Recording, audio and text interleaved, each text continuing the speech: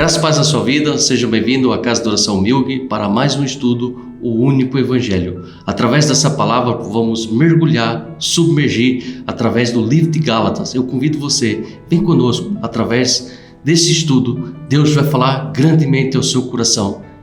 Sejam bem-vindos em nome de Jesus. Graça e paz na sua vida, sejam muito bem-vindos. Vamos dar agora início ao estudo número 4, o único Evangelho. Vamos iniciar a leitura do capítulo 2 do livro de Gálatas, a carta do apóstolo Paulo aos Gálatas. Lembrando que nós já falamos aqui do capítulo 1, onde Paulo chega a falar de uma forma muito apressadamente, e ele pula então o que era costume na sua época de falar sobre a saudação, espero que você vá bem, e toda aquela apresentação comum.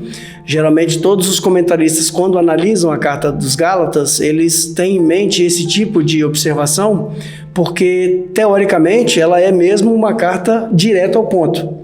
Então o capítulo 1 nós já vimos, ele se apresenta e ele chega muito rapidamente ao assunto, e ele dá início então a falar sobre, depois da sua conversão, quando ele fica, depois de 3 anos, ele sobe a Jerusalém para poder falar com Pedro, e no capítulo 1 disse que ele ficou lá 2 semanas. Falou com Pedro, falou com Tiago, que nós já dizemos aqui ser então o meio-irmão de Jesus, e depois existe então um período de 14 anos, onde ele vai ser instruído, né? Onde ele vai ser praticamente ensinado pelo próprio Cristo, e de onde nós vemos então que surge todo esse compêndio de ensinamentos, todas as cartas que Paulo escreveu, aqueles que nós temos hoje como os Efésios, os Filipenses e os outros mais. Uma revelação de uma Cristo, revelação direta do Espírito Santo. Exatamente. E eu gostaria de começar lendo agora o pensamento para a gente poder ter um breve vislumbre desse estudo que nós vamos ter hoje, a começar do capítulo 2, os versículos de 1 até 10. O pensamento da nossa lição diz o seguinte: as atividades dos falsos mestres têm um único objetivo, que é nos desviar de Cristo. Eles tentam, com mentiras e misturas, desacreditar a verdade. Desafiam a autoridade de Cristo, igualando o seu sangue ao de bodes ou de bezerros. Isso é uma menção à carta aos Hebreus. Invalidam o sacrifício da cruz para, em lugar, colocar as suas tradições. Então, como nós vimos nos períodos anteriores, nas nossas primeiras lições, nós estudamos uma entrada muito forte dos judaizantes, mais particularmente os judeus da facção dos fariseus, ao qual Paulo fazia parte e era um dos líderes. E temos que lembrar, irmãos, se você não viu esses vídeos anteriores, entra no canal do YouTube, está lá os vídeos anteriores, que você possa ver e refletir, dar continuidade a esse estudo. Está tudo separado em módulos, cada módulo é uma lista de reprodução, uma playlist, e você pode favoritar e escutar ou assistir esses vídeos de uma maneira mais ou seguida ou temática, do jeito que você se interessar melhor. Para ter uma sequência do pensamento que Paulo estava falando aos Gálatas. De todas essas lições que já vimos anteriormente. E aproveitando o gancho, se você tem interesse em estudar com esse material em mãos, manda para nós uma mensagem. Todos os vídeos têm lá um link list, que é o link de todos os canais e contatos da nossa casa de adoração, e nós mandamos para você esse material em PDF completamente gratuito pelo seu WhatsApp, e-mail, do jeito que você se interessar. Está aqui na descrição do vídeo. Exatamente. Então o que é que nós vamos ver aqui? Nós vamos ver então que Paulo, depois da conversão, ele fica um tempo retirado, ele fica um tempo afastado. Depois de 3 anos ele vai ter com Pedro, e nós vamos ver aqui que 14 anos depois dessa primeira viagem, ele retorna a Jerusalém. Então acompanhe comigo, eu vou fazer a leitura da NTLH, nova tradução na linguagem de hoje. Gálatas capítulo 2, versículos de 1 até o 10. Acompanhe comigo. 14 anos depois eu voltei para Jerusalém com Barnabé e levei Tito comigo. Voltei para lá porque Deus me revelou que eu deveria fazer isso. Ali, numa reunião particular com os líderes da igreja, eu expliquei a eles a mensagem do evangelho que anuncio aos não-judeus. E eu não queria que o trabalho que tinha feito e estava fazendo fosse um trabalho perdido. Tito estava comigo, mas ele não foi obrigado a circuncidar-se, embora ele não seja judeu. Porém, alguns tinham se juntado ao nosso grupo, fazendo de conta que eram irmãos na fé e queriam circuncidá-lo. Eram homens que tinham entrado para o grupo como espiões, a fim de espiar a liberdade que temos por estarmos unidos com Cristo Jesus e para nos tornar escravos de novo. Mas em nenhum momento nós cedemos, pois queríamos que vocês tivessem o verdadeiro evangelho. E aqueles que pareciam ser os líderes da igreja, digo isso porque, para mim, não importa o que eles eram, pois Deus não julga pela aparência. Aqueles líderes, repito, não me deram nenhuma ideia nova. Pelo contrário, eles viram que Deus tinha me dado a responsabilidade de anunciar o evangelho aos não-judeus, assim como tinha dado a Pedro a responsabilidade de anunciá-lo aos judeus. Pois pelo poder de Deus fui feito apóstolo para anunciar o evangelho aos não-judeus, assim como Pedro foi feito apóstolo para anunciar o evangelho aos judeus. Por isso, Tiago, Pedro e João, que eram considerados líderes da igreja, reconheceram que Deus me tinha dado essa tarefa especial. E como sinal de que éramos todos companheiros, eles me deram a mim e a Barnabé um aperto de mãos. E todos nós combinamos que eu e Barnabé iríamos trabalhar entre os não-judeus e eles entre os judeus. Eles nos pediram só uma coisa, que lembrássemos dos pobres das igrejas deles. E isso eu sempre tenho procurado fazer.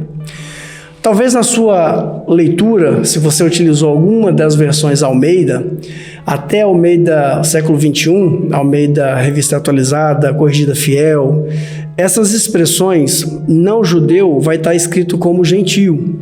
No que fala a respeito do Tito, vai dizer ali, embora ele fosse grego, né? Aqui na nossa versão está dizendo, embora ele não seja judeu, mas o texto na Almeida vai estar escrito, embora ele fosse grego, não foi obrigado a circuncidar-se. E também em outro sítio, em outro ponto da leitura, vai estar no versículo 9, está dizendo ali que Tiago, Pedro e João eram como colunas da igreja. Então, a tradução foi feita como os líderes da igreja. O ponto inicial que nós precisamos ter aqui é que Paulo, ele teve essa revelação de Deus para ir ter com os apóstolos que eram apóstolos antes dele, não por medo, não por coação, não por achar que estava pregando errado, não por achar que estava divergindo dos demais apóstolos. O texto é bem específico e diz que ele teve uma revelação de Deus. E é uma revelação de Deus que mandava ele ter com o povo, no caso com os apóstolos, né? Tiago, Pedro e João, e os demais anciãos que faziam ali a cúpula do que nós tínhamos como a primeira igreja, mas também foram encontrados no meio deles alguns da facção dos judeus, que eram os fariseus, daqueles os quais era um grupo fariseu que Paulo pertencia, a facção dos fariseus, né? Então você percebe que Paulo usa aqui uma declaração muito forte. Se você acompanha Atos capítulo 15, você vai ver que existe então uma comissão que foi enviada para Jerusalém, do qual Paulo e Barnabé fez parte, para poder ir ter com esses apóstolos por causa de uma intromissão de alguns judaizantes que se intrometeram no grupo cristão como se fossem irmãos na fé, para que obrigassem aqueles que eram gentios, os não-judeus de outras nações, a se circuncidar. E lá em Atos está dizendo assim, que se esses gentios não se deixarem circuncidar e observarem toda a lei de Moisés, de maneira nenhuma serão salvos. Então você percebe que desde o princípio da igreja primitiva existe uma coerção do grupo, no caso aqui foi o grupo dos fariseus, mas hoje em dia existe outro grupo, outra denominação, de pessoas que têm, infelizmente, a ideia de que somente o sangue de Cristo não salva. Aqui nós temos o vislumbre de que eles queriam que os não-judeus passassem pela circuncisão, se convertessem a todas as 613 mandamentos e preceitos da Torá, obedecessem à lei de Moisés por inteiro, depois eles fossem reunidos como cristãos. Então você percebe que isso, de alguma maneira, nunca mudou. Hoje você tem algumas pessoas que dizem que se você aceitar Jesus, mas não batizar, você não salva. Ou seja, não é o sangue de Cristo que salva, é o sangue de Cristo e o mergulho na água. Ah, mas se você não guardar tal dia, você não é salvo. Se você cortar o cabelo, você não é salvo. Se você fizer isso ou aquilo, você não é salvo. Exato, porque eles vão lá em Mateus capítulo 28, lá que se não for batizado, não será salvo. Então, faz essa analogia, né? Tem que entender todo o contexto.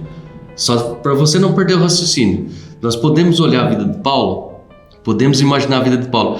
Jesus teve 12 discípulos, não teve? 12 apóstolos. Apóstolos, pronto, se tornaram apóstolos, discípulos, né? Pronto, foram separados, né? 12, um falhou, nós sabemos, né? Entrou Matias depois, mas teve com Jesus, foi 12 apóstolos separados. Por que agora nós poderíamos pensar, por que agora Jesus não trabalhou com um dos 12 para pregar aos gentios? Isso é dispensar. Muitos podem pensar isto. Por que separou o outro que não tinha nada a ver, que perseguia a igreja? As pessoas param para pensar. Mas para pensar. O apóstolo Paulo, ele tinha o judaísmo como algo de excelência. A Torá, ele tinha um orgulho, um zelo. Ele fazia com excelência. Então ele perseguia a igreja por excelência. Ele perseguia porque ele achava que era uma seita, não era? Sim, a seita do caminho. A seita do caminho. Então Deus sabe todas as coisas. Deus precisava de um homem com zelo, precisava de um homem com um coração totalmente voltado, com zelo para Deus. Então Deus sabia, conhecia o coração daquele homem. Então, porque muito pode questionar, por que Deus não separa um dos 12 para fazer esse trabalho? Teve que depois treinar ou ter uma revelação do Espírito Santo, um homem que sanguinário, né, entre aspas, né, ele perseguidor da igreja. Muitos podem questionar isto. Você está nesse canal para entender isto. Para entender a vida de Paulo, a mente de Paulo, o que ele falou em Gálatas. O Gil vai começar agora a entrar, que ele vai falar sobre a perseguição, e ele torna-se não perseguidor agora, um pregador do evangelho. Ele estava lutando com esses falsos mestres, porque ele conhecia toda a hierarquia do Sinédrio, ele conhecia a mentalidade, ele conhecia o interior do Sinédrio, ele conhecia as reuniões do Sinédrio, todas as artimanhas dos fariseus. Ele conhecia toda a artimanha do Sinédrio, ele conhecia as hierarquias da sociedade da época. Sim. Olha a estratégia de Deus, irmãos. Contra os outros eram pescadores, cobrador de impostos. Todos têm a importância no Evangelho de Cristo. Cada um tem o seu dom. Deus trabalha de uma maneira tão espetacular, tão sigilosa, que foge do nosso controle, né? É verdade. Foge da nossa mentalidade.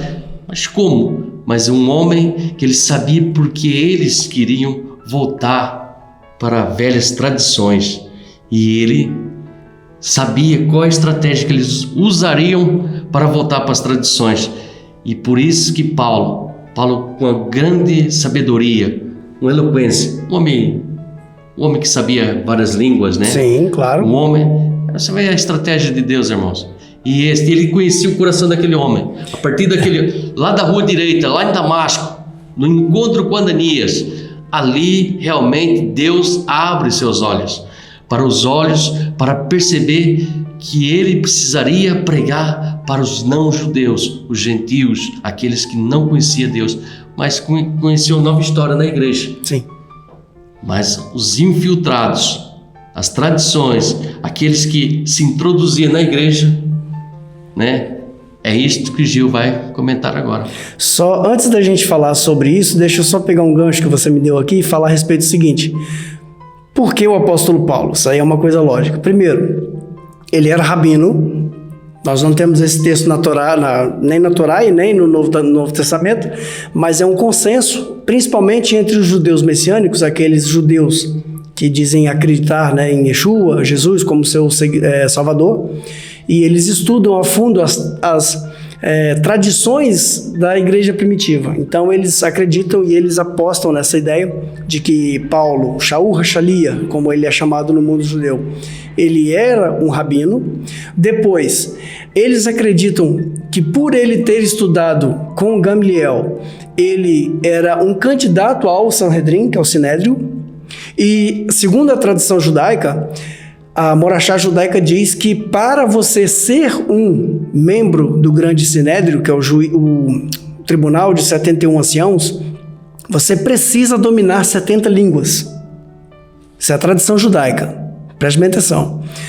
Segundo a tradição judaica, um juiz do Sanhedrin, né, o grande tribunal, era composto de 71 anciãos, e ele tinha que dominar 70 línguas do povo antigo, certo? Hoje em dia, nós sabemos que o mundo tem muito mais que 70 línguas, mas eles acreditavam que naquela época tinha 70 línguas, certo? Então, ele tinha um domínio não somente da tradição judaica, ele tinha um domínio não somente da Torá e do que nós chamamos de Antigo Testamento, que é o Tanar. Ele tinha um domínio da língua grega, porque ele nasceu numa província romana, e o assunto do tempo, então, ali era a linguagem utilizada para falar na rua, era o latim, era o grego e outras linguagens. Ele era natural de Tarso, né, na Cilícia, certo? O que seria hoje meados ali da Turquia asiática, alguma coisa assim. E você percebe que Deus, ele não é pego de surpresa. Deus, ele não fica devendo planos a ninguém. Deus, ele tem um plano arquitetado e ele vai fazer com que isso seja executado minuciosamente. Entende? Agora, voltando ao texto aqui, uma coisa eu quero chamar a sua atenção. Por que Paulo é tão enfático na questão da circuncisão? Quando você pega o capítulo 1, a primeira coisa que ele fala, circuncisão. Capítulo 2, circuncisão, mais tradição. Capítulo 3, circuncisão. A circuncisão era a primeira coisa que um recém-nascido judeu ele faria ao 8º dia de vida. Aquele que fazia a circuncisão no seu filho, ele entregava o seu filho a Deus e ele passaria então a fazer parte da tradição, fazia parte do judaísmo de forma integral, não somente intelectualmente, mas fisicamente. Depois do que era chamado como Brit Milá, que é a circuncisão, vinha o Pidyon Haben. O que é o Pidyon Haben? Quando a lei de Moisés foi instituída lá no deserto, todos os primogênitos de cada casa seriam o sacerdote da família. E, de tempos em tempos, ele iria ao templo para poder exercer o seu ofício de sacerdote. Com o pecado do bezerro de ouro, acontece o quê? Deus escolhe a tribo de Levi, que segundo a tradição judaica foi a única tribo que nenhum ser humano se voltou para poder fazer a adoração ao ídolo, e eles então passam a ser a própria nação sacerdotal. Tem os levitas, Leviim, e tem os Coanim, que são os sacerdotes. Do meio da descendência de Arão sairiam os Coanim, sacerdotes, e o Cohen Gadol, que é o sumo sacerdote. Certo? Então o Pidyon Haben, ele é o quê? Ele é uma forma de você resgatar o primogênito. Mesmo que um primogênito que não nasceu de cesárea, que não nasceu depois de um aborto, que não nasceu depois, tem um outro motivo lá que agora eu esqueci, mas ele tem que ser realmente o primeiro filho que nasceu de forma natural. Ele tem, como se diz, né, no mundo antigo, ele tem que abrir a madre, tem que ser o primeiro. Esse filho, a Bíblia diz, todo primogênito é meu. Deus falou com Moisés no deserto, todo primogênito é meu. Então, quando ele era o primogênito, ele deveria ser resgatado. A nossa Bíblia foi traduzida como resgatado. E como que era resgatado? Era pago um valor ou era oferecido um sacrifício, um animalzinho, né? Para poder fazer o resgate do primogênito. O Pidyon Rabem era o resgate do primogênito. Então, quando você faz a Brit Milá, circuncisão, faz o Pidyon Rabem, que é o resgate do primogênito, todas as outras 613 leis e preceitos são caminho. Isso é uma escada. Degrau por degrau você executa toda a Torá. Quando Paulo fala, aquele que se deixar circuncidar é obrigado a fazer toda a lei de Moisés, ele está falando disso. Porque uma mitzvah chama outra mitzvah. O que significa? Um mandamento faz você cumprir outro mandamento. Entende? Quando ele chega... Só para não perder seu raciocínio, gente. É errado fazer circuncisão? O judeu? Não. Não, ele está no meio da religião dele. Ele está cumprindo os mandamentos de Deus. Ele é judeu. Ele é judeu. Esse é um mandamento de Deus, não é? Sim, de Deus. Ele está correto. A lei, ela não foi abolida. A lei, ela foi cumprida em Cristo. Mas Paulo agora está falando que não pode fazer isso, mas Paulo não cumpriu a lei. Mas agora Paulo está na igreja de Cristo. Paulo está nos não-judeus. Sabe o que acontece com a circuncisão? Ele está no meio dos gentios. É isso que você não entende. É só nesse canal você vai aprender. Sabe o que nós aprendemos aqui hoje? Sabe o que nós aprendemos? Que é um resgate do primogênito, não é? É. E quem nos resgatou? Quem que é o primogênito? Somos nós. Quem que é o primogênito? Cristo. É o primeiro de muitos, né? Unigênito, e nós somos os filhos. Ou resgate. Isto se cumpre. Isso é tão tremendo. Irmãos, isso é tão tremendo. É bonito de ver. É bonito de ver. Você vê que no 8º dia ele cumpre a circuncisão e para resgatar ele leva um animal. Sim. E quem foi esse animal da igreja? O sangue do Cordeiro. O sangue do Cordeiro. Foi Jesus. Isso tudo aconteceria, é uma forma teórica de imaginar, isso tudo aconteceria se você, meu caro ouvinte, fosse judeu. Aí você passaria por todo esse processo. O que os judaizantes... O que é um judaizante? É um apoiador do judaísmo. Existe o judeu, mas ele se converteu ao cristianismo, né? Nós já falamos a respeito de cristianismo e evangelho, está no vídeo anterior. Ele se converteu ao cristianismo, ele agora é igreja, mas ele é judaizante porque ele está mandando você seguir as leis de Moisés. Mais uma vez, como disse o pastor, seguir a lei de Moisés é pecado? Não, se você for judeu. Mas na carta aos Gálatas, o apóstolo Paulo fala, se você quiser seguir os mandamentos da lei de Moisés, Cristo não adianta para você. É isso que nós precisamos entender e é por isso que o nome desse episódio é O Único Evangelho.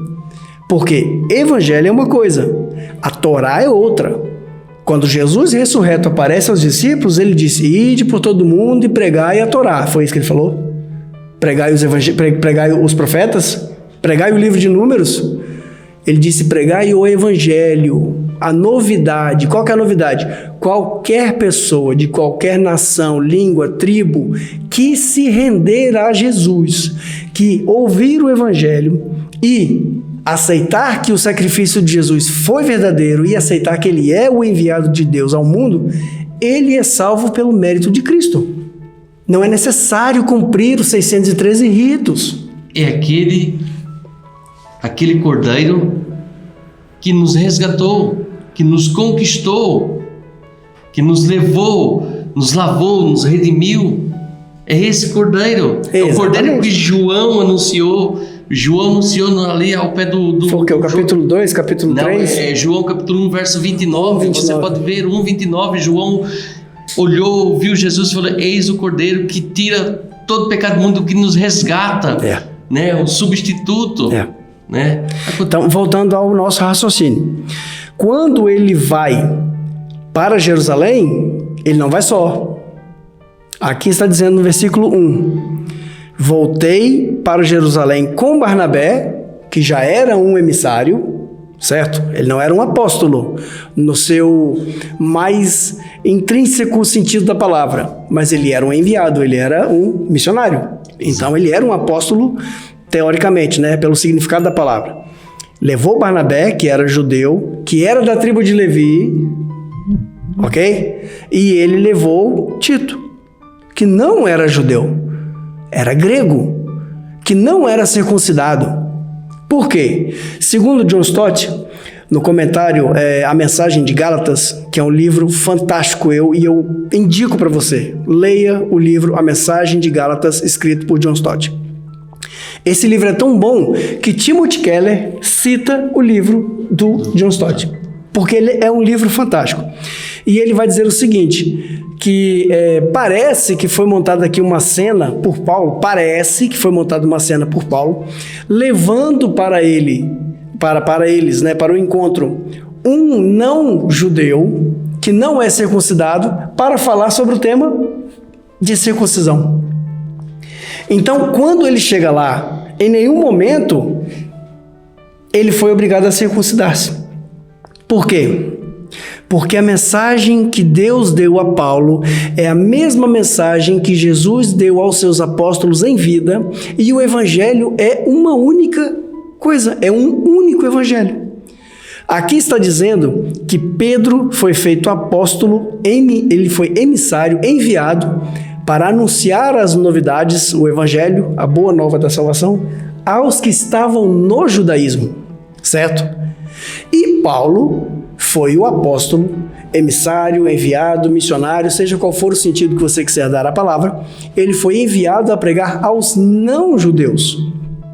A briga que está acontecendo no livro de Gálatas é porque a igreja inicia-se pela pregação do evangelho, pelo abrir de olhos do Espírito de Deus, né? O Espírito Santo, que seja como você chama, e eles querem voltar às práticas da lei, para que com as práticas da lei eles se tornem justos perante Deus. Por quê? Por causa dos falsos mestres, os falsos ensinadores. Então você percebe que existe um problema muito sério sobre deixa, olha, não julgueis, vamos orar por eles. Mas você está falando tanto dessa pessoa que ensina errado, você já orou por eles hoje? Amigo, se você vê uma pessoa ensinando o evangelho diferente do que foi ensinado, ele tem que ser maldito, ele tem que ser arguido, ele tem que ser chamado a atenção. Entende isso? Porque você fala, não vamos julgar, olha, vamos orar por ele, vamos deixar que Deus resolva. Daqui a pouco tem uma facção na igreja, tem uma divisão, surge um outro grupo. Por quê? Porque está sendo ensinado um outro evangelho. Lembra nos vídeos anteriores, como nós falamos do capítulo 1 de Gálatas, sobre um outro evangelho? O que Paulo diz? Não existe nenhum outro evangelho, senão que existem pessoas que estão atrapalhando o bom caminho de vocês. Então, quando nós lemos essa carta, nós percebemos o esforço que Paulo tinha para manter a sanidade do evangelho segundo aquele que foi recebido pelo Espírito de Deus e repassado aos seus alunos. Quando Tito chega lá e faz com que Paulo faz com que Tito seja visto, um não-judeu, está vendo aqui, um crente em Jesus, foi salvo pela graça, está aqui um homem de Deus. Por que ele teria que fazer todo o jugo da lei, sendo que ele não é judeu, correto? Sendo que ele não nasceu debaixo da lei, sendo que ele não foi resgatado segundo os costumes de Moisés, porque ele é um gentio. Por que ele tem que entrar debaixo da lei? Agora tira a figura de Tito e coloca a igreja. A igreja nasceu de quê? Foi da pregação de Moisés? A igreja nasceu de quê? Ela nasceu do evangelho. Ela cresceu no evangelho, a mensagem salvífica do sangue de Cristo que nos purifica de todo pecado. E aí agora ela vai voltar debaixo dos mandamentos? Ela vai voltar debaixo dos 613 preceitos da lei? Não, porque tem, pelo menos os 10 mandamentos tem que cumprir. Você guarda o sábado? Se você for adventista, beleza. Continue guardando. Seja feliz na sua igreja. Só que nós estamos vendo aqui o que o apóstolo Tiago diz. Aquele que tropeçar em um único mandamento, ele é considerado de quebrar todos os outros mandamentos. Então não existe essa possibilidade. São apenas 613, são muitos. As pessoas entendem que são 10 mandamentos porque existe as Luchot Brit, que é chamada as placas de pedra, as placas da aliança, onde tem os 10 preceitos. Mas nos vídeos anteriores a gente já explicou isso. Não são 10 mandamentos, são 10 ditos, 10 frases. É como se dali ramificasse todo um compêndio de leis, todo um rol de mandamentos, e que tem mandamentos para a mulher, mandamentos para o comerciante, mandamentos para a terra, mandamentos para quem vive de animais, mandamentos para os levitas, mandamentos para os sacerdotes. Tem todo um compêndio de leis, certo? O que você precisa entender é que a carta aos Gálatas, ela fala de um único evangelho. O evangelho daqueles que creram em Cristo como seu único e suficiente Salvador. Naquele tempo, o apóstolo Paulo lutava contra as tradições, os infiltrados no meio da igreja. E nesse século, qual é a luta do único evangelho? O que está acontecendo com a igreja de Cristo Jesus? O que está acontecendo hoje com a igreja? Realmente estão pregando o único evangelho? Ou estão vendendo milagres? Estão vendendo os milagres do Senhor? Lutando com a fé do crente? Se o crente não sacrificar, se o crente não der, se o crente não fizer alguma coisa, porque é o mérito dele, não é o mérito de Cristo, é o mérito de você. Eu acredito que tem muita igreja séria, e existe, irmãos. Existe pastores sérios, mas que foram ensinados de maneira que vem de tradições, de ensinamentos, e ele acha que é correto, porque ele não conhece as Escrituras. Assim como Paulo não conhecia e as escamas caíram dos seus olhos. Exato, não, é porque muitos pastores, com sinceridade, eu creio nisso, irmãos, com muita sinceridade, homens de Deus estão fazendo repetições. É um círculo vicioso daqueles que fizeram do Evangelho um negócio, daqueles que fizeram do Evangelho de indulgência, de vender alguma coisa, para que o irmão ou a irmã venha obter alguma coisa, uma riqueza, uma cura, algo na sua vida, mas tem que sacrificar alguma coisa. Sim. Quem foi o sacrifício? O único sacrifício, chamado Jesus. Esse Jesus foi o único sacrifício. É esse que pagou todo o preço, pagou toda a dívida. Esse é o verdadeiro único evangelho, que é Jesus. Não é negociar com Deus, irmãos, mas para que você tenha fé, você tem que ser desafiado. É usar da psicologia, né, dos atributos agora fugiu uma palavra, de fazer algo profético para mexer com a sua emoção, para mexer com você, para que você é chacoalhado com a sua fé. Não é mais a palavra, não é Cristo mais, não é a palavra que entra no teu coração, mais profundo da tua medula, dos teus ossos, da sua alma, que possa mudar a sua vida. É Cristo que muda, é Cristo que altera. Este é o verdadeiro único evangelho, não é história, irmãos. E eu acredito que tem muitos pastores de igreja, que sejam líderes de igreja, que têm sinceridade, estão usando de tradições, levando a mistura mas hoje não há circuncisão na igreja. Não há, eu acredito que não, né? Eu acredito no meio evangélico não há. Eu já não duvido de mais nada. Mas tem outras coisas de tradições que colocam na igreja, irmãos. Isso tem. As misturas, e Paulo lutava contra isso, irmãos. E hoje nós estamos aqui, vamos usar aqui uma palavra que você entenda. Nós estamos aqui como um arauto de Deus, né? Nós estamos aqui como voz de Deus, né? Para você que possa tirar a escama dos seus olhos, possa tirar realmente como Paulo teve que se dobrar e a luz de Cristo escurecer sua vista para que possa ver este único evangelho, essa sinceridade, se entrar com amor, reconhecer o verdadeiro sacrifício de Cristo. Não ajudar Cristo. Ajudar Cristo. Vamos ajudar Cristo, então. Aquela mulher do fluxo de sangue, irmão, ela teve coragem. Ela teve coragem de enfrentar todos e todos. É como estamos fazendo aqui hoje.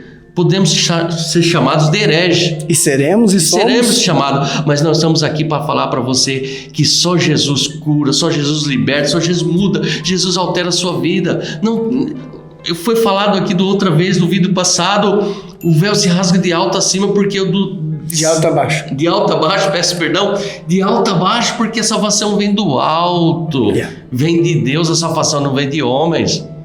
Homem não pode fazer nada. Simplesmente nós podemos aqui ser uma voz, levando esse evangelho que Paulo pregou. Jesus pregou aos seus apóstolos, aos seus discípulos apóstolos, pregou por revelação a Paulo para levar o evangelho, as boas novas. Sim. Não é um evangelho de acusação, não é um evangelho de acusação, de medo, mas um evangelho que Jesus leva, o evangelho de amor.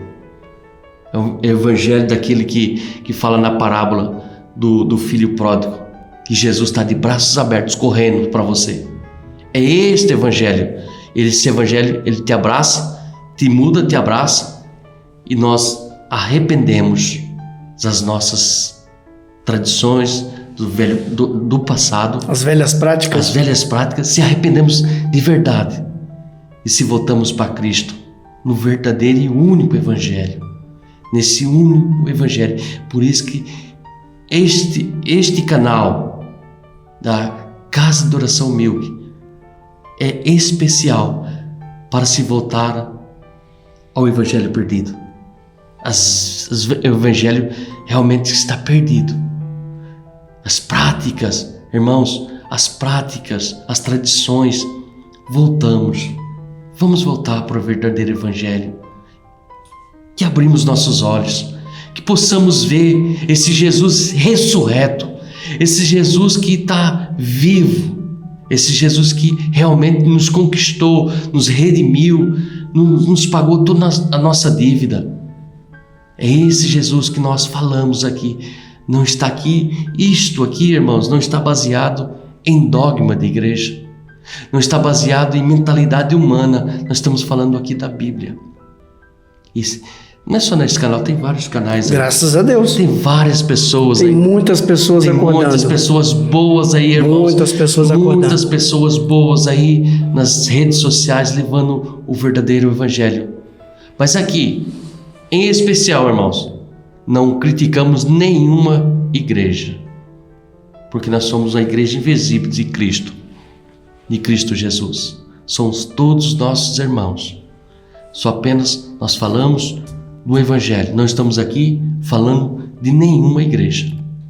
Que Deus abençoe a cada uma, a cada liderança, a cada pastor, a cada líder, a cada igreja, irmãos, na face da terra. Nós oramos por ela, que possamos se voltar ao verdadeiro evangelho. E eu peço, abre teus olhos, irmãos. Pesquise, olhe, vai na Bíblia. Vai na Bíblia, olha, pesquise. Irmãos, não vai no seu culto, não vai na sua igreja e só receba aquilo. Amém, amém, vai para casa. Amém, amém. Pesquise. Só porque então agora é um professor, é um mestre, é um pastor, é um líder que pregou. Amém, ele é o mais conhecedor de Deus. Não, irmãos, pesquise você também. Todos nós somos capazes.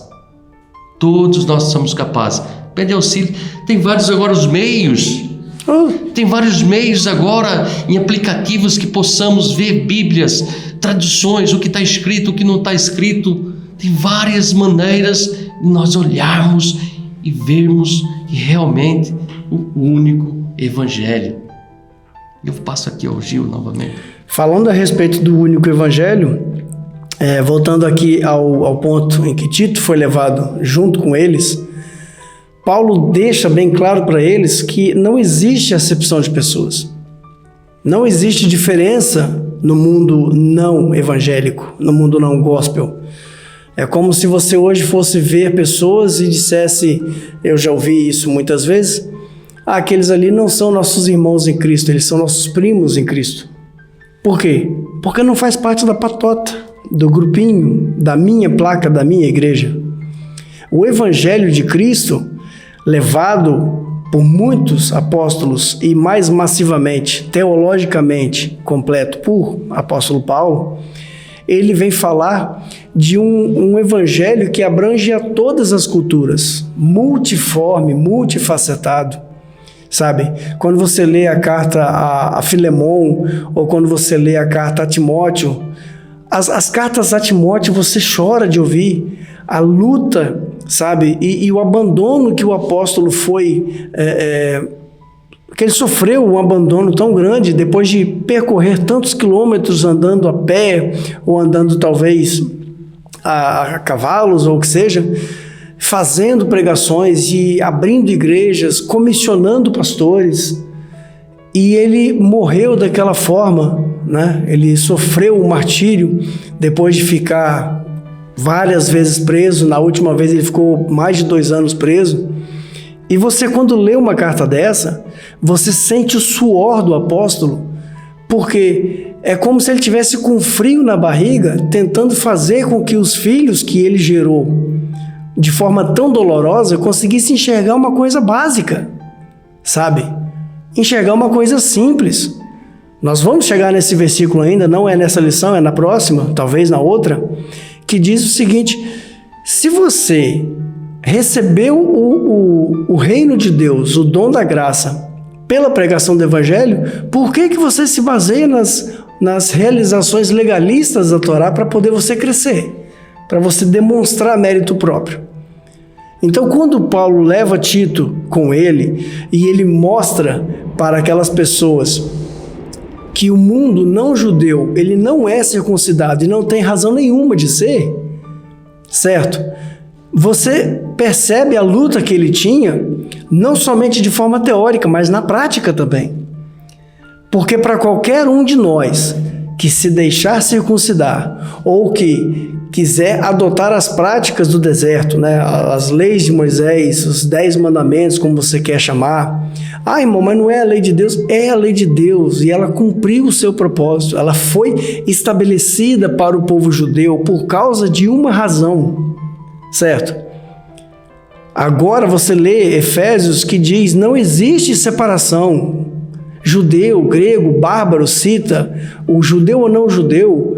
Qualquer um que quiser aceitar o sacrifício de Cristo sobre si mesmo, ele tem a salvação baseada nos méritos de Cristo. Ah, mas e se o judeu quiser continuar então na vida dele e não aceitar Jesus Cristo? Então ele não será salvo, ele vai executar a lei de Moisés e ele será julgado por isso. Entende? Ele será julgado por isso, pela execução das leis de Moisés, ou pela falta, pela quebra dos mandamentos. Deus é justo juiz e ele vai julgar conforme ele achar necessário.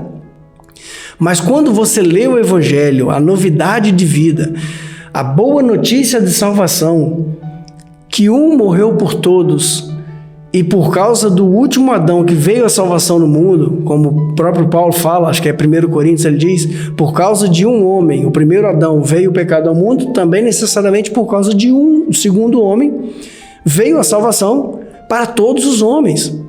Então, quando o apóstolo Paulo, ele diz aqui que ele foi fazer uma reunião 14 anos depois, você acha que ele estava arrependido de pregar o Evangelho? 14 anos pregando o Evangelho, você acha que ele, de repente, ele pensou assim: ei, já pensou se eu estou errado? Acho que eu vou lá falar com Pedro. Não. Aquilo ali foi para se cumprir um elo, para poder se fechar um ciclo. E o texto que diz aqui que eles me receberam com aperto de mãos, significa que o Evangelho é um só. A única diferença é que Pedro, Tiago, João, eles tinham uma forma de pregação e anúncio voltado para os que eram da religião, para os que eram judeus. Enquanto Paulo, Silas, né, que alguns dizem que é o mesmo Silvano, Marcos e outros companheiros de viagem, o Lucas, que era grego também, que era médico, eles tinham uma forma de pregação para os não-judeus. Mas todo o povo que aceita Cristo como seu Salvador não tem que se circuncidar. não tem que fazer resgate do primogênito, não tem que fazer culto de primícias, não tem que fazer culto de colheitas. Não é obrigado a fazer isso, porque nós estamos salvos pelo sangue de Jesus. Ele é o único, suficiente Salvador. Sabe, às vezes eu vejo, poxa, como é que eu vou falar isso de uma forma não direta e agressiva? Eu já visitei muitas igrejas que faziam teatros ou que faziam decorações da sua igreja como se fosse nos tempos antigos, e tinha lá uma arca feita de esferovite. Como é que a gente chamava lá no Brasil? Não era esferovite? Isopor. Fazia uma arca de isopor. Aqui em Portugal a gente chama de esferovite. Né? Pintava bonitinho, colocava lá os varões de madeira, fazia uma tenda, fazia as estátuas bonitinhas, encenava como se aquilo ali fosse realmente o tabernáculo no deserto, para que fosse feito um determinado fim. É bonito de ver, é bacana, sabe? Isso é ilustrativo.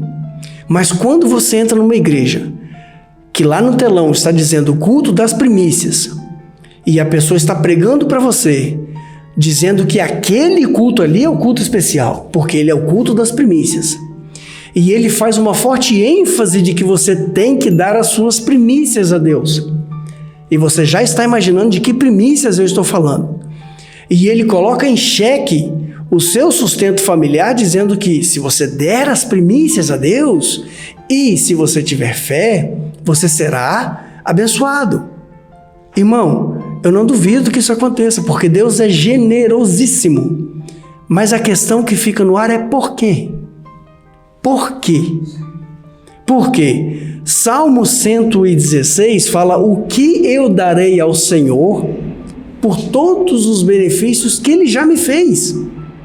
Como é possível você barganhar com o Criador do Universo? Como é possível você dar a Ele alguma coisa que Ele fez e te deu? Não é possível, irmãos.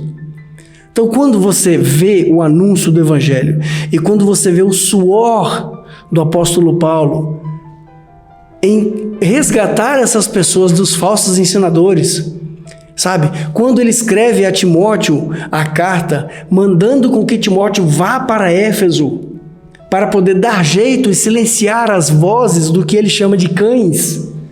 Esses cães que ficam ensinando coisas que não estão nos nossos ensinamentos, ou seja, no Evangelho do Senhor Jesus. Esses mutilados, né? A versão Nova Linguagem de hoje, ela traz que aqueles que incentivam a circuncisão é intitulado de mutilados. Agora, o que isso tem a ver com a nossa vida?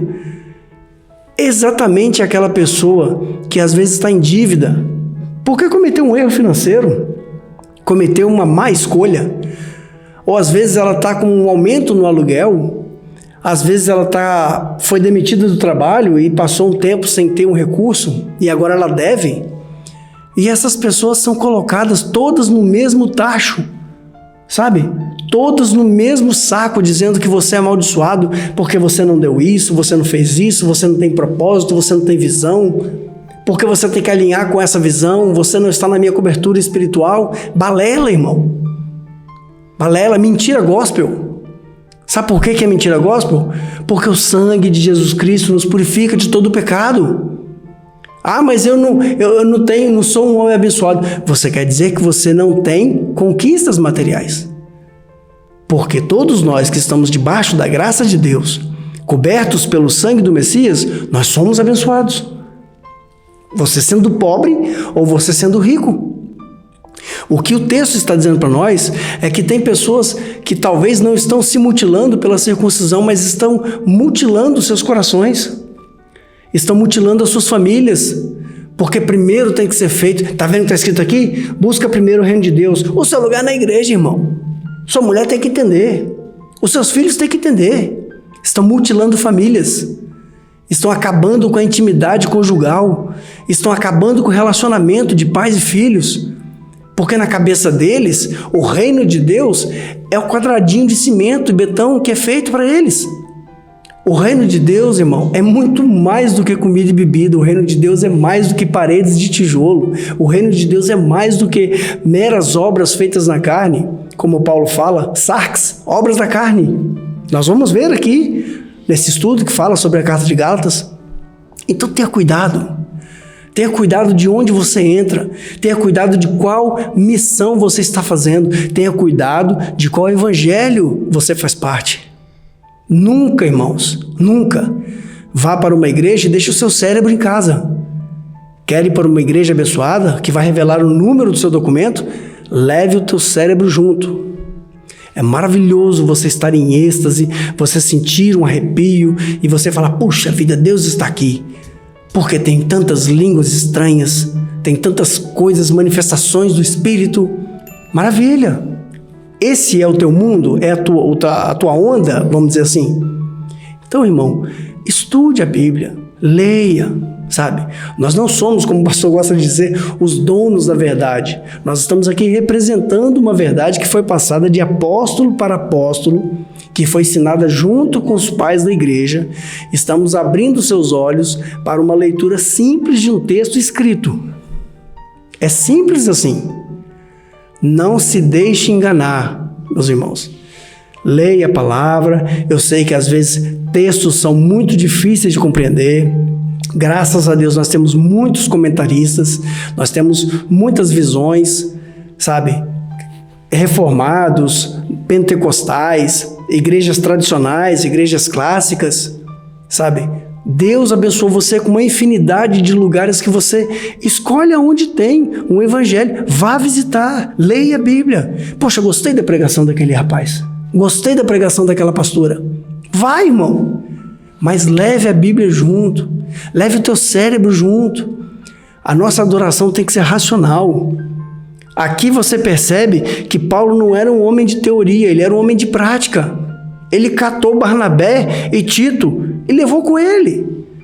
Vamos, porque eu vou levar vocês comigo e a gente vai chegar num consenso.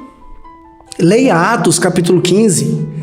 Prossiga lendo as cartas de Paulo e você vai perceber que o evangelho ele se encaixa, sabe? Não é uma coisa que diz, quer dizer então que o Novo Testamento ele fala contra o Velho Testamento? Não. O Velho Testamento foi uma visão focada, levada para os judeus. Uma nação escolhida, santa, sim, sacerdotal, amém. Para quê? Para que viesse o Messias. Você é cristão? Então você acredita que o Messias já veio. Se o Messias já veio, nascido de mulher, nascido debaixo da lei, cumpridor da lei, ele veio para os que eram seus, e os que eram seus o rejeitaram, mas Pedro diz que ele se tornou a primeira pedra de todo o alicerce da igreja. Ele virou a pedra angular. Em cima dessa pedra está o evangelho, está feita a igreja de Cristo. Então, quando nós falamos com você que o texto, ele ensina uma coisa, e tem muitas pessoas que ensinam outras, a gente fica assim. Eu estava em casa e eu vi um texto, acho que era, eu não sei se era a página do Discipulai, ou se era a página do Não às Heresias, alguma coisa assim. Foi no Instagram e mostrava um pregador e falando a respeito dos mantenedores da obra, porque Deus colocou no seu coração, se você sentiu necessidade, o desejo de dar dinheiro e você recusou, você é um pecador e você está roubando a Deus. Aí ele volta para o texto de Malaquias e diz que em quem me roubais, nas ofertas e nos dízimos e nos tesouros. Depois ele volta para frente em Coríntios e fala que os ladrões e roubadores não herdarão o reino de Deus. Você não percebe que existe um choque de explicação? Existe um choque de leitura? Vamos pensar. Vamos entrar na Bíblia de mente aberta, de mente vazia. Vamos extrair da Bíblia uma ideia. Não entre com a sua ideia procurando respaldo na Bíblia. Certo? Esse texto, ele é um de muitos que vai mexer com você. Esse texto é um de muitos que vai abrir os teus olhos e vai fazer você enxergar o reino de Deus de outra forma. Vai fazer você enxergar que aquele irmãozinho que está do seu lado, que talvez não é da tua igreja, da tua religião, ele é reino de Deus assim como você. Você está olhando para ele do jeito errado. Porque do mesmo jeito que não tinha diferença entre Paulo, Barnabé e Tito, também não pode ter diferença entre nós.